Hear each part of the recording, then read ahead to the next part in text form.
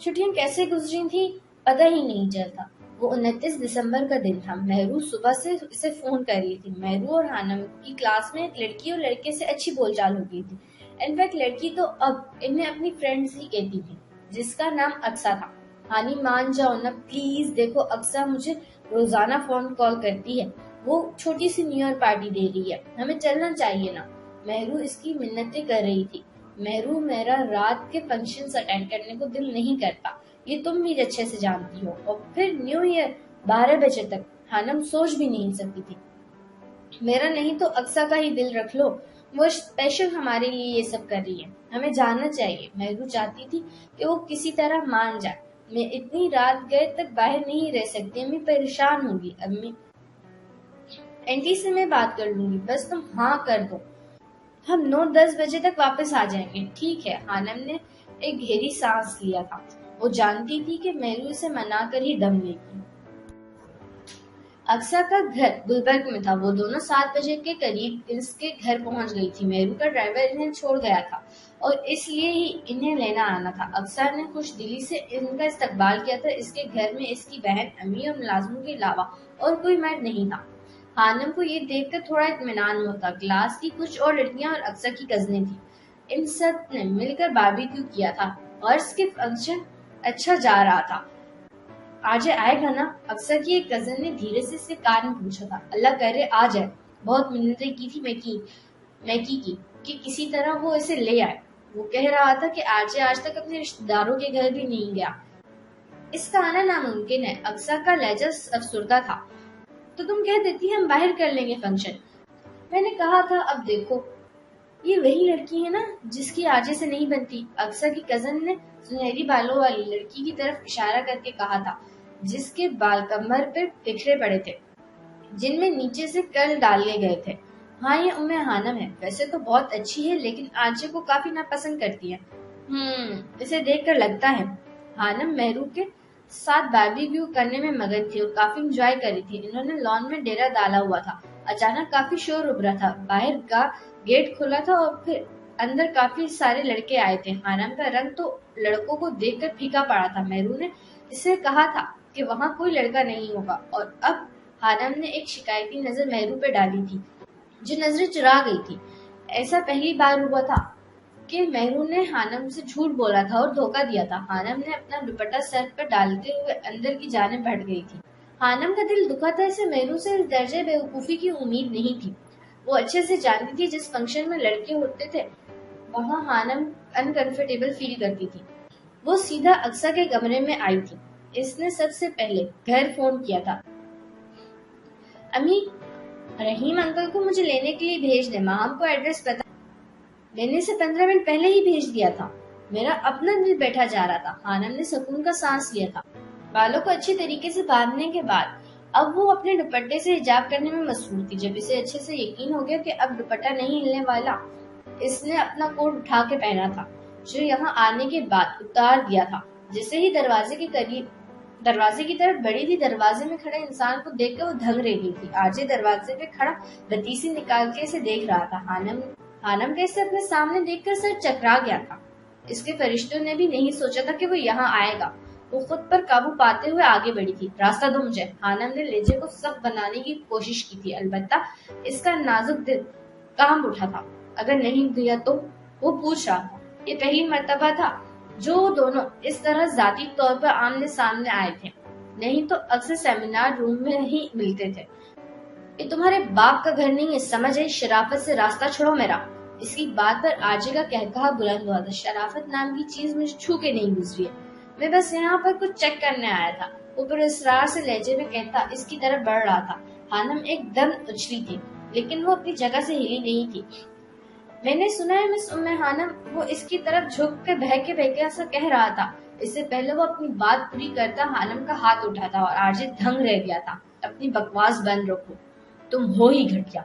वो इसके मुंह पे थप्पड़ मारने के बाद अब वहां से भाग गई थी। मैंने सुना है कि मिस उम्मे हानम बाकी लड़कियों से बहुत अलग है। वो दूसरों की तरह आरजे की खुशामद नहीं करती। मैंने सुना है वो वाहिद लड़की है जो आरजे को दिल से नापसंद करती है। और मैंने बिल्कुल ठीक सुना है मिस उम्मे हानम, तुम वाकई अलग हो। वो कहकहा लगाकर हंसा था। اس کی آنکھوں کی چمک بڑھ گئی تھی. اسے یہاں آنے میں کوئی دلچسپی نہیں تھی. وہ یہاں جس کام کے لیے آیا تھا وہ پورا ہو چکا تھا. اپنے گال پر ہاتھ رکھے اسے سہلا رہا تھا, البتہ ہونٹ پر مسکراہٹ کھیل رہی تھی. زندگی میں ایسا پہلی بار ہوا تھا کہ کسی نے آرچی پر ہاتھ اٹھایا تھا اور بدلے میں اسے غصہ نہیں آیا تھا, بلکہ وہ مسکرا رہا تھا. ہانم لڑکھڑاتے قدموں کے ساتھ باہر آئی تھی. اس کا دل ابھی تک کانپ رہا تھا. اس سے امید نہیں تھی کہ آرچی یوں اکیلے میں اس کے قریب آنے کی جرات کرے گا. ہانی میری بات سنو. مہرو اس کے پیچھے لڑکی تھی, لیکن وہ انسنی کرتے ہوئے گیٹ کی طرف بڑھ گئی تھی. ہانی رک جاؤ پلیز, وہ اس کی منتیں کر رہی تھی, لیکن ہانم کو لگا تھا کہ اگر وہ رکی تو کچھ غلط کر دی گی, اپنے ساتھ کے مہرو کے ساتھ. ہانی, مہرو نے پھر پکارا, میرے پیچھے مت آؤ. وہ ایک دم رکتے ہوئے چیخی تھی. ہانم کا چہرہ غصے کے ضبط کرنے کی وجہ سے سرخ ہو گیا تھا. مہرو کے 14 طبق روشن ہوئے تھے. اسے اندازہ نہیں تھا کہ ہانم اتنا غصہ کرے گی. اس کے اس طرح چلانے پر مہرو کے قدم رکے تھے اور ہانم خاموش سے گیٹ سے پار کر گئی تھی. مہرو کو اب افسوس نے گھیر لیا تھا. اسے محسوس ہو رہا تھا اس نے کتنی بڑی غلطی کر دی تھی. ہانم کے جانے کے بعد مہرو بھی گھر چلی گئی تھی. اس کے بعد آرچی اور باقی لڑکیاں بھی نیا سال منانے کے لیے باہر چلے گئے تھے.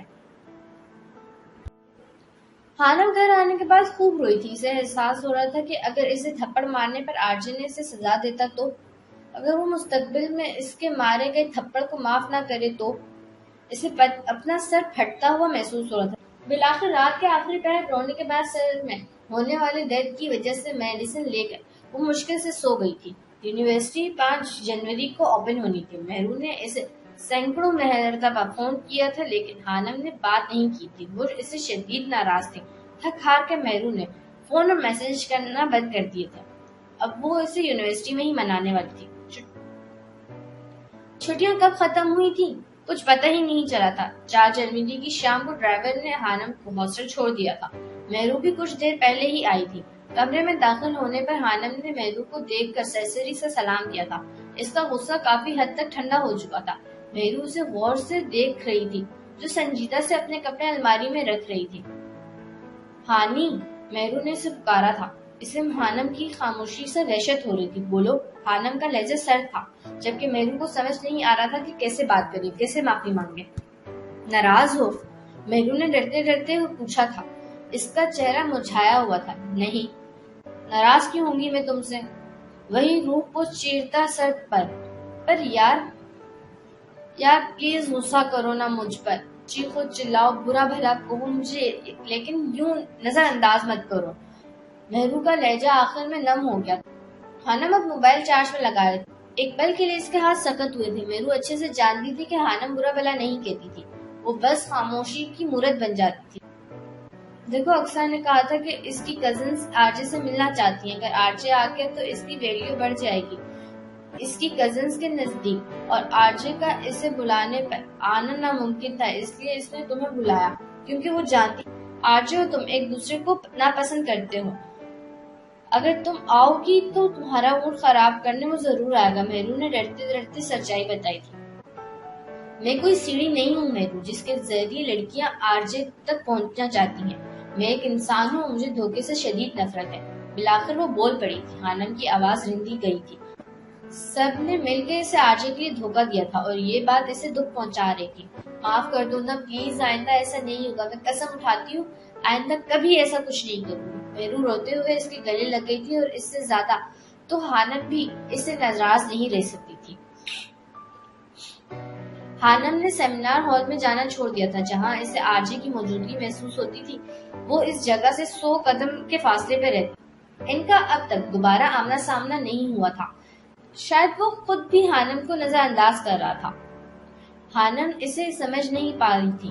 عجیب شخص تھا. کام کرنے کے بعد ایسا ہو جاتا تھا جیسے وہ کام اس شخص نے نہیں بلکہ کسی اور نے کیا ہو, اور جب سامنے آتا یا بولتا تو محسوس ہوتا تھا کہ وہ کچھ نہیں بولتا. لیکن وہ شکر ادا کر رہی تھی کہ تھپڑ کے بدلے میں آرچی کی طرف سے اب تک کوئی پیش قدمی نہیں ہوئی تھی. ہانم نے یہ بات مہرو کو نہیں بتائی تھی کہ اس نے آرچی کو تھپڑ مارا تھا. یقیناً یہ سن کر مہرو کو اٹیک ہو جاتا. وہ چاہتی تھی کہ وقت جیسا گزر رہا تھا اسے گزار دیا جائے. وہ کوئی تماشا نہیں چاہتی. لیکن وہ یہ نہیں جانتی تھی کہ خاموشی سے بہتی زندگی کی پرسکون ندی میں ایک ایسا پتھر گرنے والا تھا جو اس کی زندگی کے بہاؤ کا رخ ایک پل میں پلٹ دے گا۔ ان کے فائنل پیپر شروع ہونے والے تھے۔ ہانم اور مہرو ڈپارٹمنٹ کے لان میں دھوپ میں بیٹھی پریکٹیکلز کی نوٹ بک تیار کر رہی تھی۔ کچھ ہی دیر لکھنے کے بعد مہرو بور ہو گئی تھی۔ ہانی، اچھا یہ بتاؤ تمہیں اپنی زندگی میں کیسا لڑکا چاہیے، مطلب لائف پارٹنر؟ مہرو نے اچانک ہی کاپی کو ایک طرف رکھ کر اشتیاق سے ہانم سے پوچھا تھا۔ کبھی سوچا نہیں، ہانم نے موبائل سے کچھ دیکھ کر کاپی پر لکھتے ہوئے جواب دیا۔ پھر بھی یار کچھ تو ایسا ہوگا نا جس کی تمہیں خواہش ہو، جو تمہیں لگے کہ میرے ہسبینڈ میں یہ بات ہونی چاہیے۔ مہرو بضد تھی۔ میں چاہتی ہوں کہ میرا لائف پارٹنر ایک اسکالر ہو، ایک اسلامک اسکالر۔ ہانم نے کچھ دیر بعد سوچتے ہوئے جواب دیا تھا۔ وہ شاید دنیا کی پہلی لڑکی تھی جس نے اپنے جیون ساتھی کے بارے میں ایسی خواہش کی تھی۔ مہرو اس کی بات پر حونک بنی اسے دیکھ رہی تھی، اور پھر اس کا قہقہا بلند ہوا تھا۔ اب وہ پاگلوں کی طرح ہنس رہی تھی۔ ہانم نے مہرو کے اس طرح کے رد عمل پر خشکمی نگاہوں سے اسے گھورا تھا۔ یعنی تم چاہتی ہو کہ تمہارا شوہر ایک مولوی ہو؟ مہرو ہنس ہنس کر لوٹ پوٹ ہو رہی تھی۔ جی نہیں، میں نے مولوی نہیں کہا، ہانم نے خفگی سے کہا تھا۔ تو پھر اسکالر کون ہوتا ہے؟ مہرو کو اپنی دوست پر حیرانی ہو رہی تھی۔ ایک ایسا شخص جس کے پاس بہت سارا علم ہو، ایک ایسا شخص جس کے پاس لوگ کو اپنی الجھنیں لے کر آتے ہوں، ایک ایسا شخص جو لوگوں کے دل پھیر دینے کی صلاحیت رکھتا ہو۔ بے شک ہدایت دینا اللہ کا کام ہے، لیکن اس میں کچھ ایسا ہو جس سے لوگ متاثر ہو جائیں۔ وہ جو اسلام کا ایک غلط تصور لوگوں کے ذہن میں ہے، وہ شخص اس غلط تصور کو ختم کرنے کی صلاحیت رکھتا ہو۔ یہ سب کہتے ہوئے ہانم کی آنکھیں چمک رہی تھی۔ ناممکن ہے، مہرو نے نفی میں سر ہلایا۔ کیوں ناممکن ہے؟ کیوں ناممکن کیوں؟ کیا تم نے کبھی ایسا انسان دیکھا ہے ہانی جو ایک میونٹ ہو، یعنی جس کے کروموزومز میں جینیٹکلی میوٹیشنز آئی ہو، اور وہ میوٹیشنز اس شخص کے لیے فائدہ مند ثابت ہوئی ہو؟ میونٹ دیکھا ہے لیکن فائدہ مند نہیں، ہانم نے دماغ پر زور ڈالتے ہوئے جواب دیا تھا۔ اس نے ہمیشہ ایسے میونٹس دیکھے تھے جو میوٹیشنز تبدیلیوں وجہ سے اب نارمل ہوتے تھے۔ ان کے پرانے محلے میں بھی ایسے بچے تھے جو ٹھیک سے بول نہیں پاتے تھے، کچھ چل نہیں سکتے تھے، بڑا سا سر ہوتا تھا اور کمزور ہاتھ پاؤں۔ کچھ ایسے بھی تھے جو روتے تھے، ایسا لگتا تھا جیسے بلی رو رہی ہو۔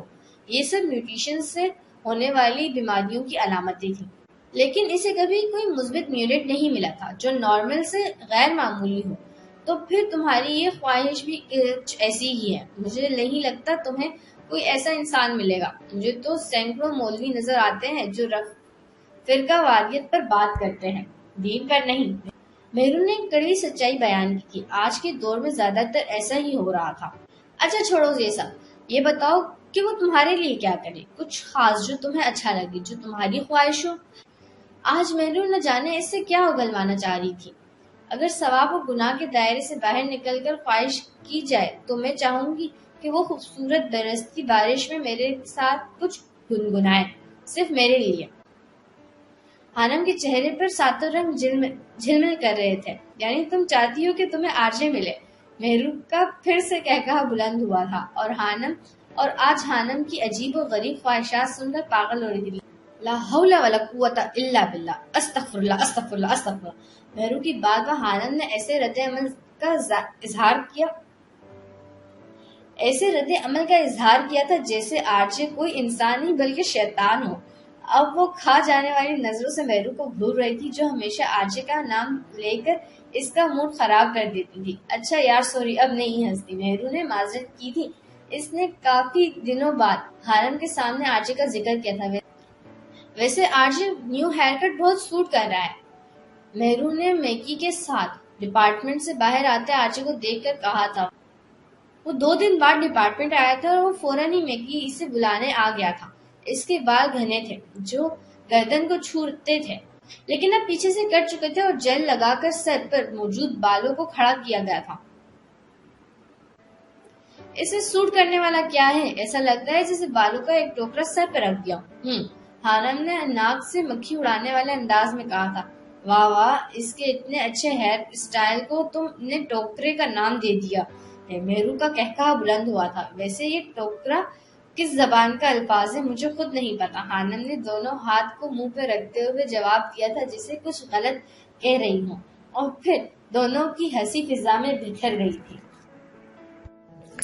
کیا تم ایک نئی کامیابی کے لیے تیار ہو؟ حشام آرجے سے پرجوش سا پوچھ رہا تھا۔ آج آرجے کی کنورسیشن تھی۔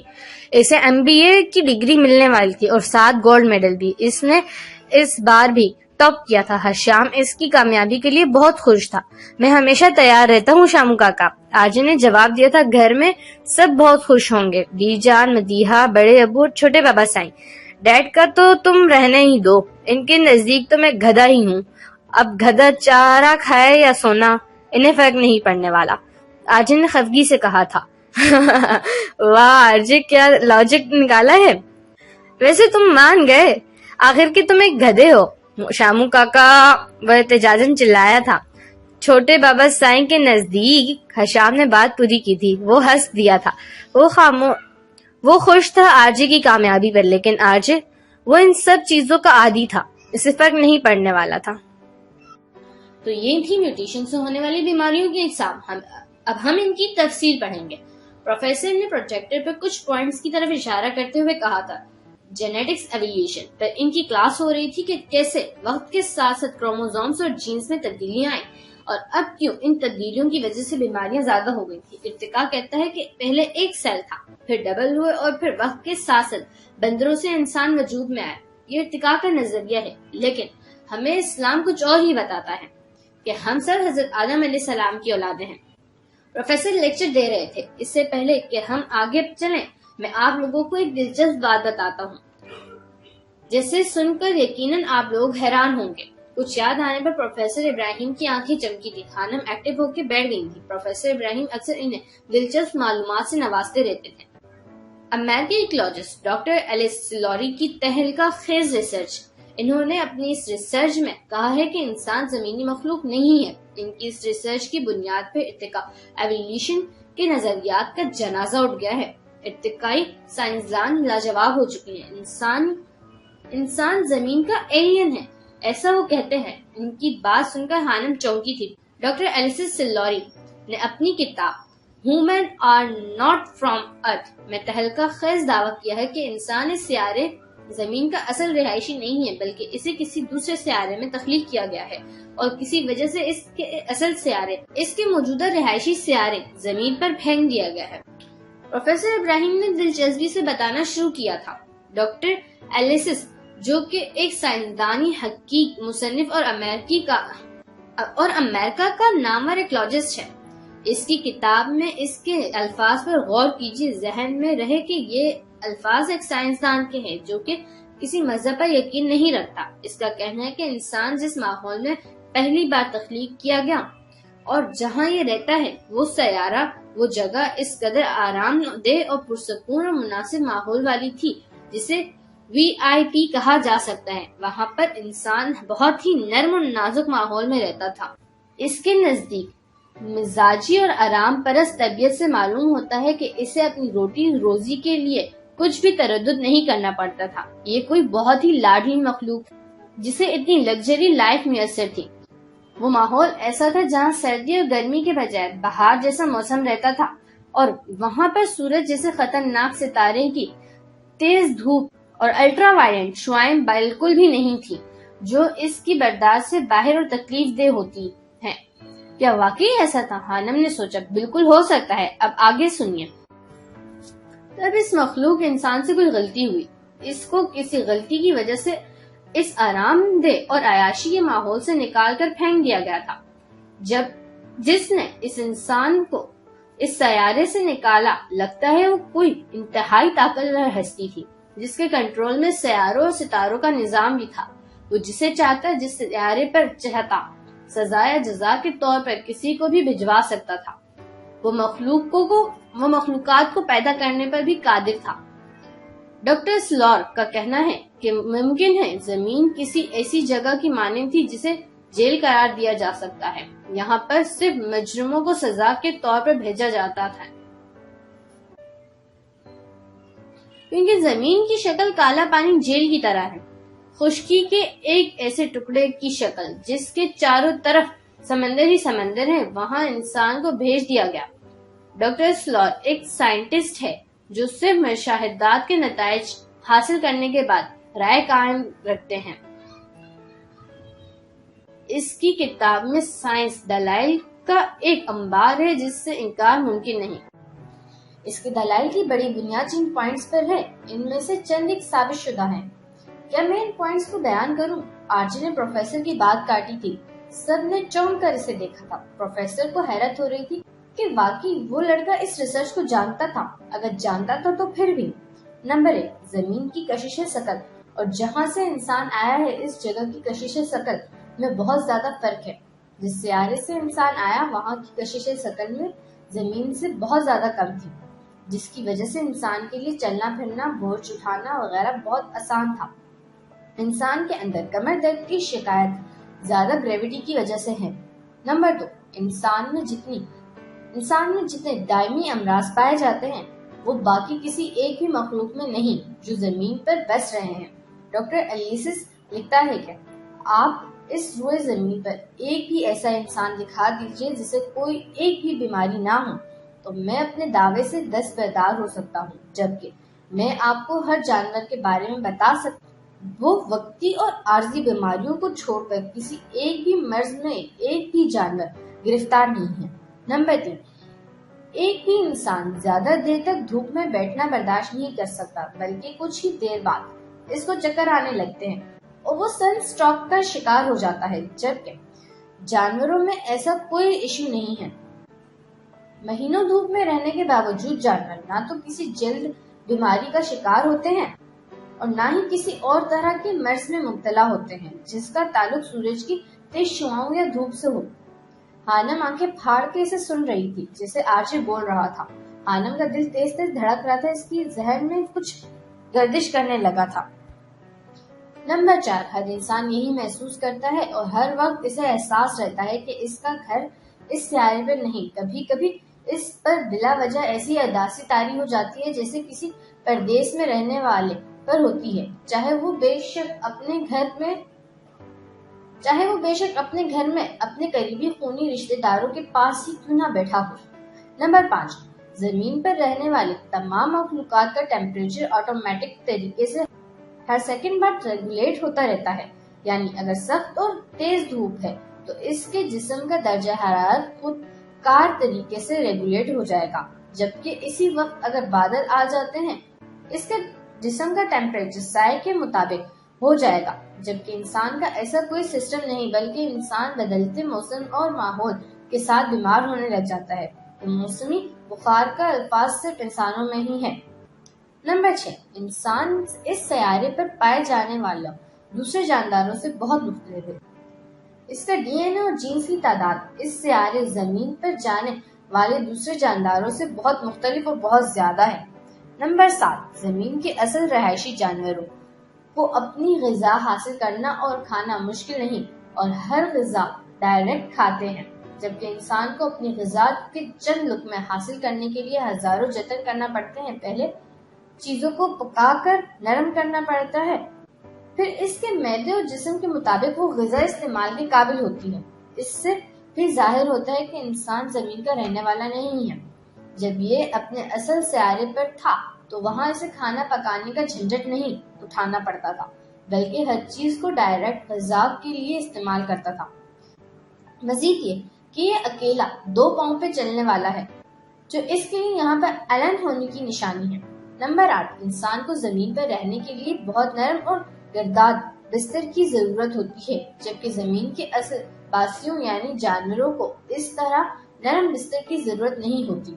اس چیز کی علامت ہے کہ انسان کے اصل سیارے پر سونے اور آرام کرنے کی جگہ انتہائی نرم جو اس کے جسم کی نازکی کے مطابق تھی۔